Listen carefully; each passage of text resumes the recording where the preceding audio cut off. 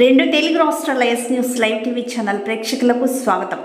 ప్రస్తుత స్మార్ట్ ఫోన్పై ఆధారపడి అరచేతిలో ప్రపంచాన్ని వీక్షించేది ఈ గూగుల్ ప్రపంచంలో భార్యాభర్తల బంధానికి అద్దం లేకుండా బీటలు బారుతూ చిన్న చిన్న విభేదాలతో పెద్దలు, పోలీస్ స్థానాలు, కోర్టుల చుట్టూ ప్రదక్షిణలు చేస్తూ కుటుంబ రథసారథులు జైలు పాలు అవుతూ బిడ్డలను రోడ్డున పడేస్తున్న దారుణ సంఘటనలు అనేక.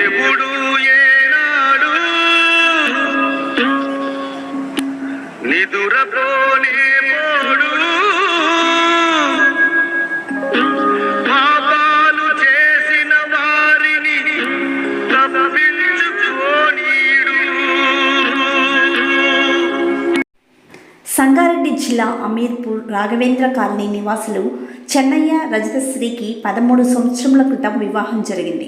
వీరికి సాయికృష్ణ, మధుప్రియ, గౌతమ్ ముగ్గురు సంతానం. చెన్నయ్య నీళ్ల సరఫరా ట్యాంకర్ డ్రైవర్ భార్య వీరవనిత కాదు. రజశ్రీ గారు ప్రైవేటు పాఠాలు బోధించే ఉత్తమ ఉపాధ్యాయురాలట.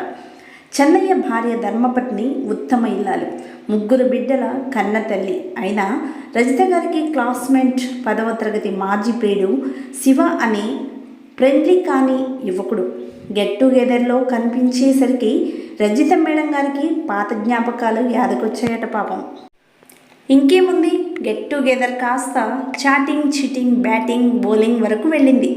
ఈ నూతన వధువరుల ఒప్పందం భర్తను, కన్నపిల్లలను మట్టుపెట్టి ప్రేమ పావురాలు పారు, దేవదాసు, లైలా, మజ్నుల ఆకాశంలో విహరించాలి అనే అత్యాశతో కన్న బిడ్డలను తువాలతో గొంతు నులిమి చంపేసి పెరుగు బువ్వలో విషం భర్త పెట్టినట్లుగా చిత్రీకరించారు. కానీ దేవుడు అదేనండి, కాలం ఎవరిని వదిలిపెట్టదు.